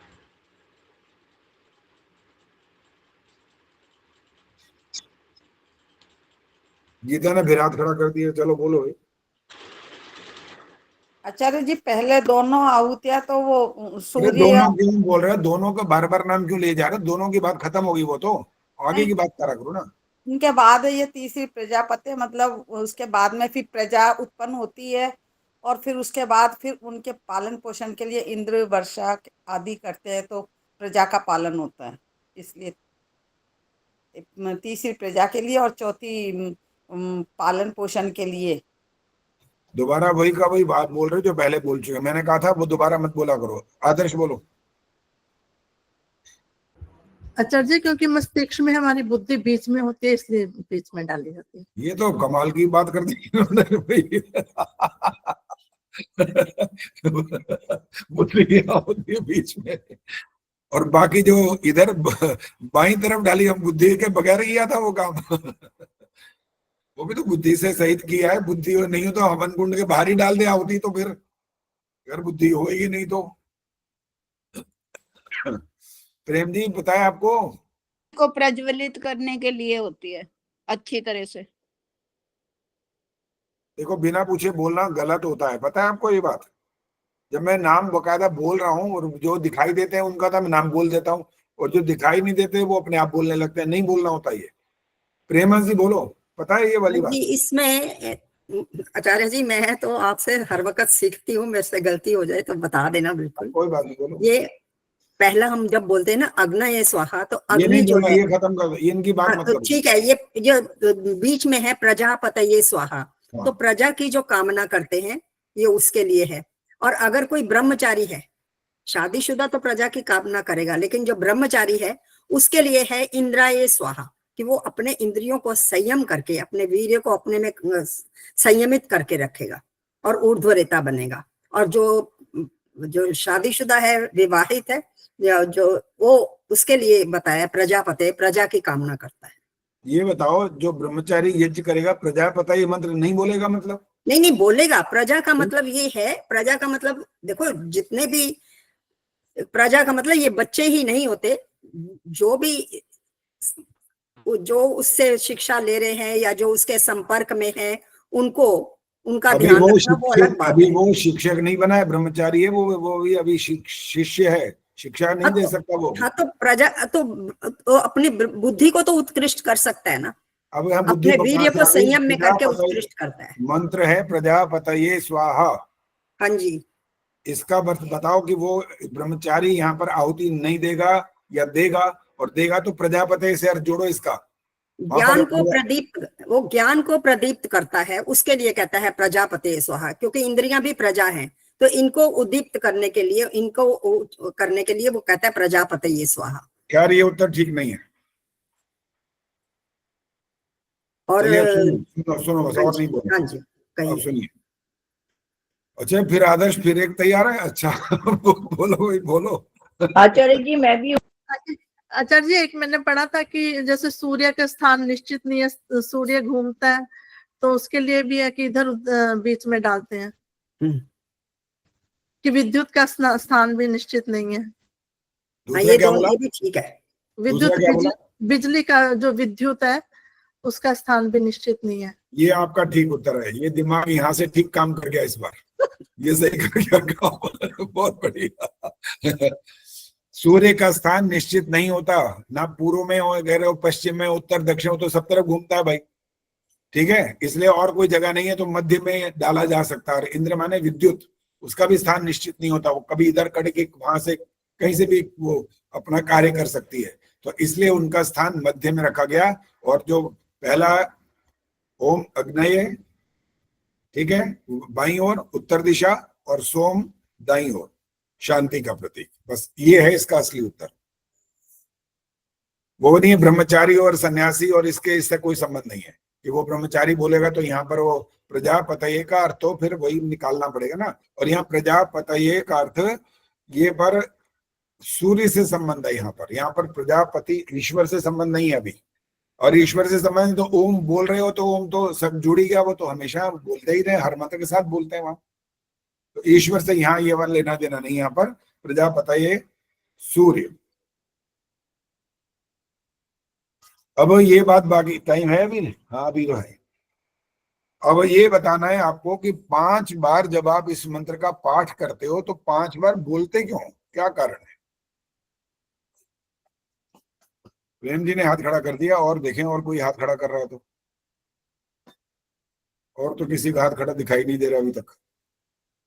कि मेरा भी खड़ा है। अच्छा आप बोलो, ठीक है आप बोलो, चंदा जी बोलो। आचार्य जी, इस मंत्र में मानव जीवन को सुख दिलाने के लिए, सुख दिलाने वाली 5 चीजों का वर्णन है, जैसे कि प्रजया, उत्तम संतान, पशु भी, हृष्ट पुष्ट घोड़े, गौ आदि, ब्रह्म वर्चस अर्थात ब्रह्म तेज, और अन्न आदि, और समिधा यानी आत्मा रूपी 5 समिधाओं, आत्मा रूपी समिधा, इन 5 वस्तुओं का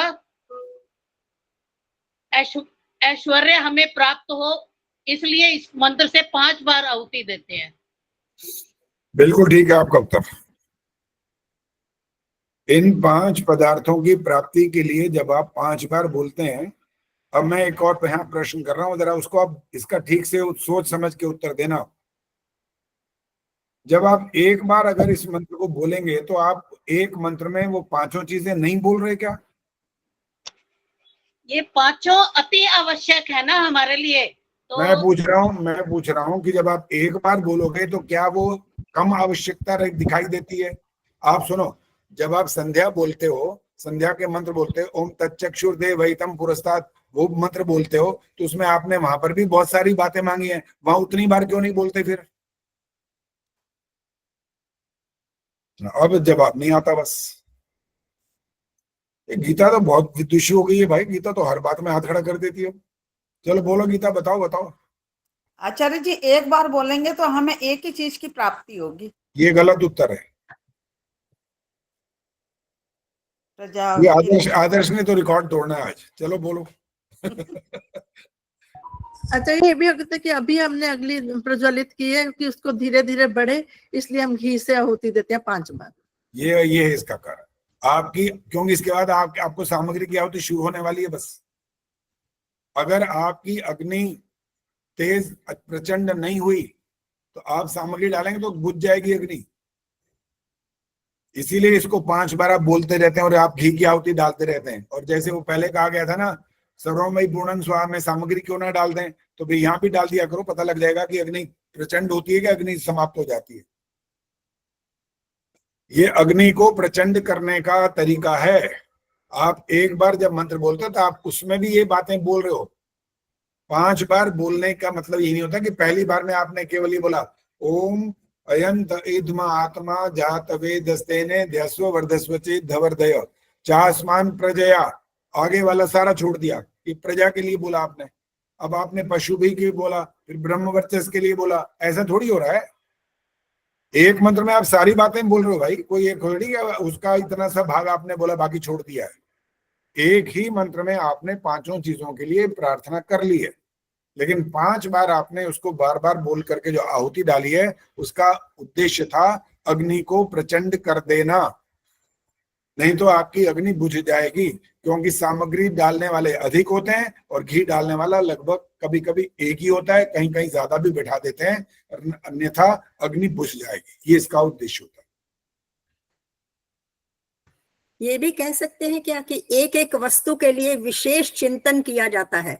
नहीं, यहाँ चिंतन नहीं कर सकते आप, यहाँ पर आपको कर्म कांड हो रहा है। यहाँ पर नहीं, कर्म कांड हो रहा है, लेकिन कर्म कांड करते हुए भी एक एक वस्तु पर विशेष चिंतन भी करते जा रहे हैं। तो देखो, अपनी व्याख्याएं तो आप जो मर्जी करो वो तो कर सकते हो, वो अलग बात है, किसी ने ज्यादा वहां पर प्रश्न करना नहीं होता।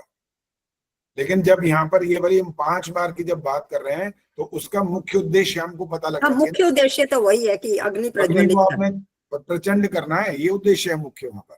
क्योंकि अगर ऐसा आप नहीं करोगे ना तो आपका कार्य जो यज्ञ वाला कार्य है उसमें धुआं होगा और आप पाप के भागीदार बन जाओगे। जिस यज्ञ के अंदर धुआं हो जाता है वो दोषपूर्ण यज्ञ होता है। बस आपकी संविधा गलत है तो दोषी है, आपने घी ठीक से नहीं डाला आप तब दोषी हैं, सामग्री इस तरह से डालते रहे कि तब अग्नि बुझ गई तो आप दोषी हैं, आपका यज्ञ कुंड ऐसा है जिसके अंदर ठीक से अग्नि जल ही नहीं रही है आप तब दोषी हैं। इस बात का अर्थ है आप दोषी कहलाएंगे यदि अग्नि बुझ जाए तो। अग्नि बुझनी नहीं चाहिए। ध्यस्व वर्धस्व चेत धवर्धय, कितने मंत्र आप बोल रहे हो, बकायदा उसको उद्भुत कर रहे हो, बकायदा बोलते जा रहे हो मंत्रों के साथ साथ, तो आप समिधाएं भी लगा रहे हो, घी की भी डालते जा रहे हो, तो 5 बार डाल करके आप उसको बहुत प्रचंड कर दोगे आप, ताकि आपके आगे जो कार्यक्रम होने वाला है सामग्री का उसमें दोष ना हो जाए। संगीता बोलो क्या कहना। आचार्य जी 2 क्वेश्चन पूछना है। एक तो ये अग्नि का जो आप कह रहे हैं ना, अगर हमारा हवन खत्म हो गया, मतलब ये यज्ञ प्रार्थना कर रहे हैं हम, तो उस समय भी अग्नि बढ़नी तो नहीं चाहिए ना, बुझनी तो नहीं चाहिए ना? उस समय सुनो, हो गया प्रश्न सुन लिया आपका। उस समय आपका जो समिधाएं डालने वाला जो कार्यक्रम है वो समाप्त हो जाना चाहिए और उस समय तक अग्नि अंगारा बनना शुरू हो जाए। ये होता है इसका तरीका। और जैसे जब मैंने कहा ना, अंत में जब घी से आहुति डाली जाएगी स्वर्णमयी पूर्णम स्वाहा से, तो जो अग्नि छोटी छोटी मंद भी हो रही होगी तो वो फिर अच्छे प्रकार से जल जाएगी। उन समिधाओं को इतना ज्यादा मत डाल दो कि बाद में वो समिधाएं फिर और घी मांगने लगे। मतलब वैसे घी डाल सकते हैं बाद में अगर हम ये पूरा कर रहे हैं? वो तो कई करना बार चाहिए। मंदिर में मना कर देते हैं कि रहने दो। अगर आपको लग रहा है कि धुआं होने वाला है तो डालो, तो करना पड़ेगा ना फिर।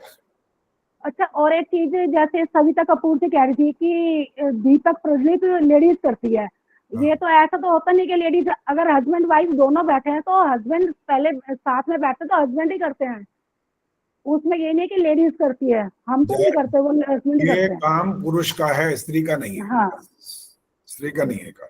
हाँ, क्योंकि हमारे यहाँ और हमारे मंदिर में भी जैसे हस्बैंड वाइफ दोनों बैठे तो हस्बैंड ही करते हैं उसको। ठीक है आचार्य जी। हाँ बोलो।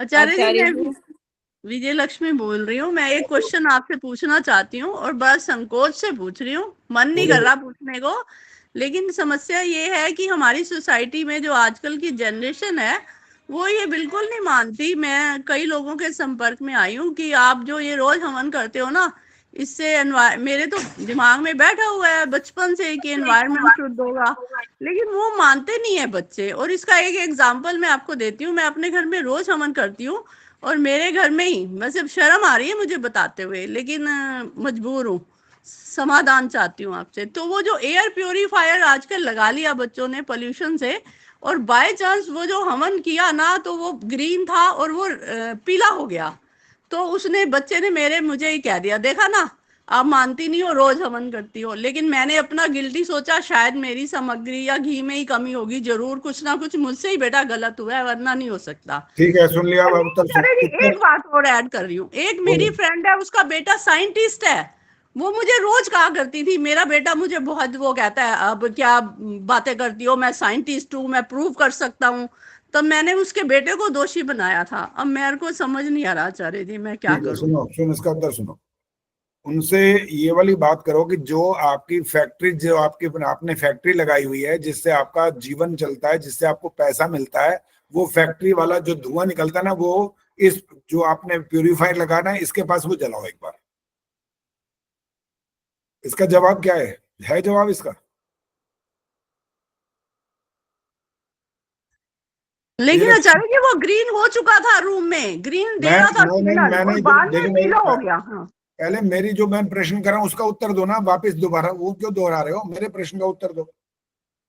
क्या नहीं आया मुझे आपका प्रश्न समझ नहीं आया। मैंने प्रश्न ये किया, जो उनकी फैक्ट्री में जिस चीज को डाल करके वो अग्नि जलाते हैं और जो उससे धुआं निकलता है, वो वाली चीज अपने घर में प्यूरिफायर के पास जला के दिखाओ, उससे क्या परिणाम आएगा ये पूछना है बस। वो तो ऑटोमेटिकली खराब ही आएगा, वो थोड़ी ठीक है। और सुनो, बस छोटा सा बोलो। इतना खराब आएगा कि जिसका हिसाब किताब कुछ नहीं होगा। अर्थात इसका उत्तर सुनो। जैसे वो आप बंद नहीं कर सकते वो काम, क्योंकि आपको जीवन का साधन मिला हुआ है वो, और उसके बावजूद ये यज्ञ करने पर जो जितना वो गहरा दिखाई दे रहा है और उसके बाद जो जितना दिखाई दे रहा है, तो क्या आप अपनी फैक्ट्री को बंद करोगे? नहीं कर सकते ना। तो आपको यज्ञ के बारे में बोलने का अधिकार भी नहीं है। और दूसरी बात, आपको अग्नि जलाने पर इस बात पर निर्भर करता है कि आप रबड़ जला करके अपने घर में बैठ जाओ एक बार, तो आप सांस नहीं ले पाओगे। लेकिन जब आप इसमें घी सामग्री ये सब डालोगे, बलवर्धक पदार्थ, मिष्ट पदार्थ, रोगनाशक, सुगंधी कारक, ये जब 4 प्रकार के पदार्थ और घी डालोगे तो आपको सांस लेने में कोई दिक्कत नहीं होगी। हाँ, किसी को एलर्जी होती है वो अलग बात है, वो रेयर होता है, लेकिन बाकी सबको उससे लाभ होगा।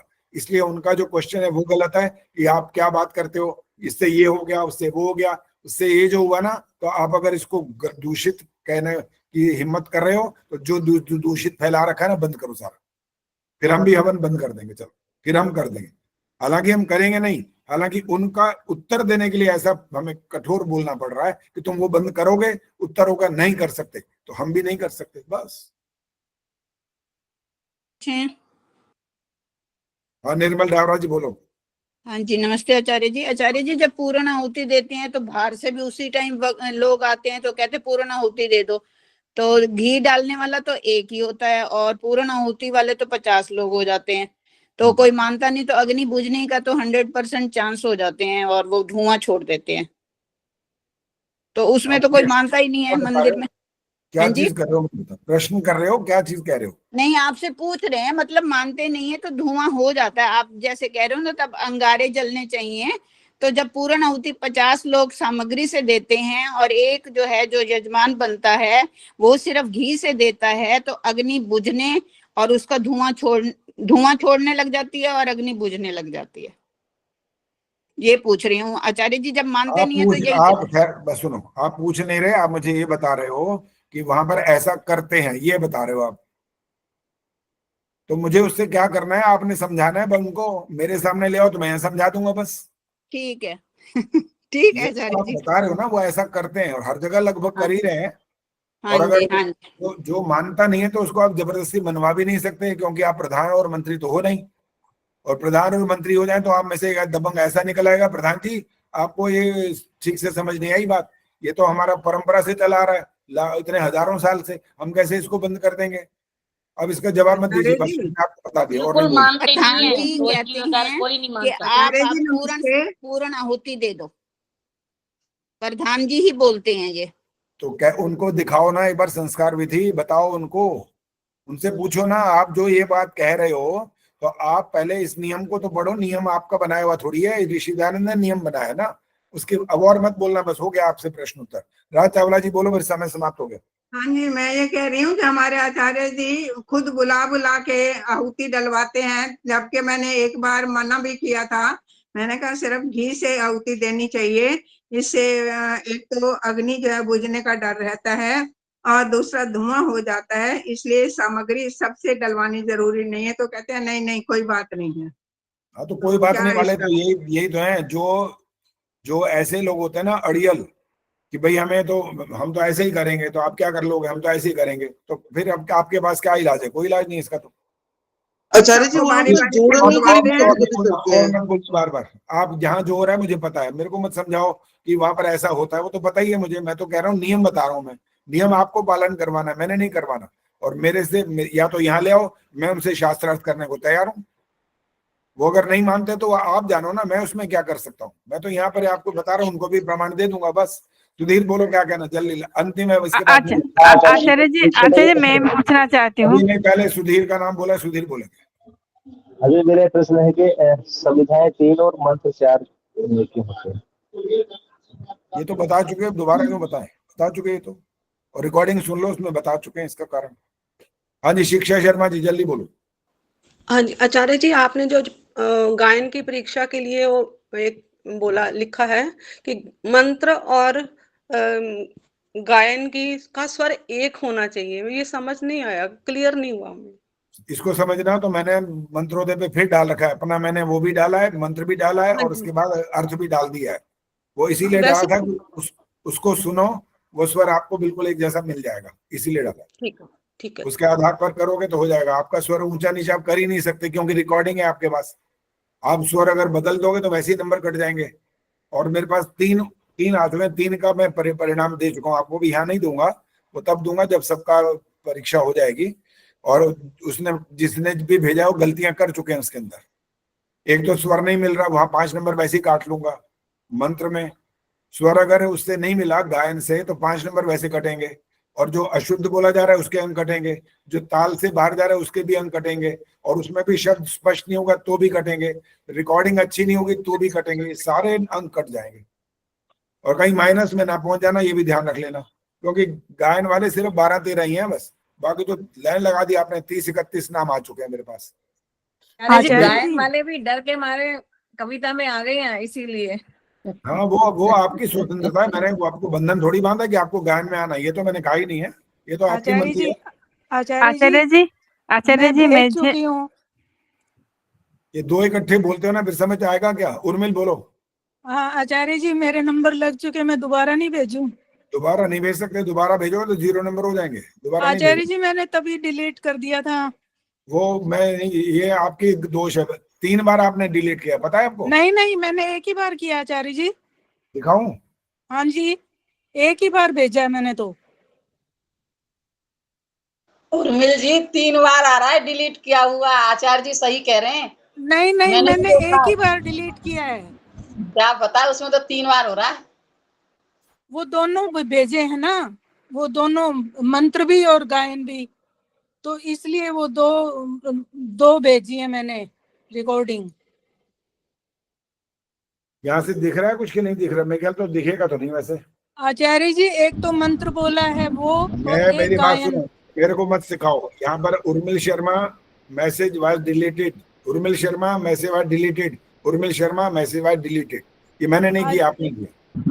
आचार्य जी मैंने तो एक गायन का और एक मंत्र का, ये 2 रिकॉर्डिंग भेजी हैं, दोनों डिलीट की है। मैंने तो नहीं किए, आचार्य जी वो आप देखो ना किसने किए, मैंने नहीं किए बस। और अब विश्वास मत करना, बस काफी हो गया। चलिए अब आचार्य जी दो तो रिकॉर्डिंग भेजनी है ना? हाँ, क्या कह रहे हैं आचार्य जी? रुको भाई, शिक्षा जी बोल रहे हैं, बोलने दो। हाँ बोलो। आचार्य जी रिकॉर्डिंग तो 2 भेजनी है ना, एक मंत्र उच्चारण की और दूसरी ट्रैक वाले की। और अगर सुनो, अगर वो अलग अलग आ गई तो नंबर 0 हो जाएगा, सुन लो। या तो एक अलग अलग मतलब एक आपने पहले डाली, बीच में किसी और ने डाल दिया, फिर आपने दोबारा, ऐसे नहीं होगा। ऐसा नहीं होगा, ठीक है जी। ऐसा हो गया तो नंबर नहीं मिलेंगे, सुन लो। चलिए अब शांति पाठ करें, अब और बातें मत करो, बहुत सारी हो गई। शास्त्रार्थ के लिए तैयार हो जाते हो सारे के सारे।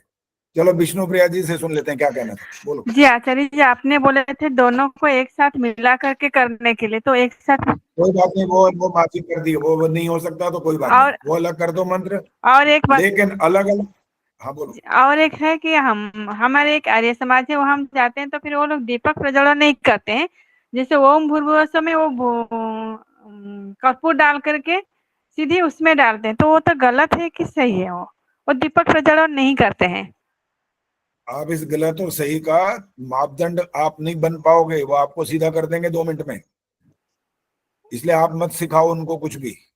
उनको सिखवाना तो यहाँ लाओ मेरे सामने। अगर वो नहीं आ सकते तो बात खत्म होगी। आप मत नहीं सिखाओ उनको। जो जो आप में से उनको सिखाने की कोशिश करेंगे ना, वो आपको चुप करा देंगे 1 मिनट में। पता है, ऐसे ऐसे शब्द बोल देंगे, क्योंकि उनको पता है, वो समझते हैं अपने आप को वाकई चौधरी। वो कहेंगे अच्छा बड़े आए तुम हमें समझाने वाले, इतने साल से हम करे जा रहे हैं, तो ये सब सुनने से अच्छा मत समझाओ। या जब प्रधान या मंत्री बन जाओ तो तब अपना नियम चला लेना, वरना नहीं चल पाएगा ये। इसलिए बातें मत करो, बहुत हो गया। बस ये इसलिए पूछ रही थी कि वो सही है कि गलत है, तो मैंने फिर ये कभी सही देखा और नहीं। गलत तो आप पढ़ो ना, मैंने कितनी बार समझा दिया, बार बार क्यों पूछते हो? ये संस्कार जी, विधि अच्छा। पढ़ो ना एक बार, वहां लिखा हुआ है क्या गलत है और क्या सही लिखा हुआ है। ओम द्यौः शान्तिरन्तरिक्षं शान्तिः पृथिवी शान्तिरापः शान्तिरोषधयः शान्तिः वनस्पतयः शान्तिर्विश्वे देवाः शान्तिर्ब्रह्म शान्तिः सर्वं शान्तिः शान्तिरेव शान्तिः सा मा शान्तिरेधि। ओम शांति शांति शांति। आपके भेजने की अंतिम तिथि 11 तारीख है, याद रखना। और 11 तारीख का मतलब ये नहीं कि आप रात को 8 बजे भेज रहे हो, ये मतलब नहीं है। आपका जो समय है हमारे जो कार्यक्रम का, बुधवार है, 11 को क्या है, शुक्रवार है, तो सोमवार है। 11 को सोमवार है। तो आपने सुबह, चलो सुबह के दोपहर तक, रविवार है। रविवार तो बाहर के पीछे को पड़ गया, कोई भी बार हो, सुबह 11 तारीख 11 बजे आचार्य जी। लगभग 2-3 बजे से पहले पहले भेज देना। और 3 बजे के बाद जो आप भेजेंगे आप डिस्क्वालीफाई हो जाएंगे। और अभी तक आपने 3 जनों ने भेजा है और उनके अंक भी लग चुके हैं। मैंने सबको नोट किया होगा उन्होंने क्या क्या गलतियां की हैं। वो इतना समय नहीं होगा कि मैं सबको एक एक बात समझाऊंगा। वो गलतियां आप मेरे जो मैंने भेज रखा है उससे मिलान कर लेना। समय होगा तो कुछ कुछ बता दूंगा, ज्यादा नहीं बताऊंगा। जो बोले सो अभय। वैदिक जगत गुरु महर्षि दयानंद की जय। भारत माता की जय। हमारी समाज अमर तेज की ज्योति जल ओम का झंडा ऊंचा रहेगा।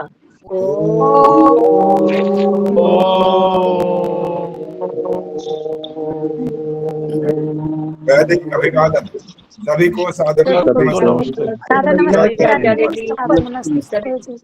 भाइयों को सादर नमस्ते जी।